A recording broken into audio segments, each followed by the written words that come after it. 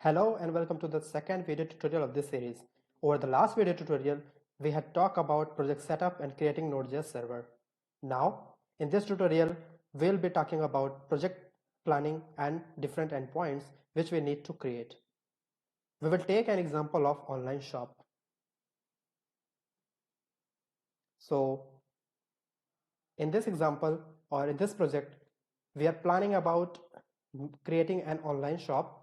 So the categories will be products and orders.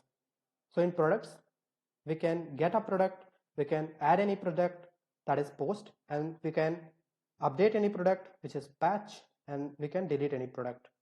Similarly, in case of order, we can get any order, we can add the order, we can update any already or existing order, we can delete any existing orders. So we'll be talking about into the next video tutorial.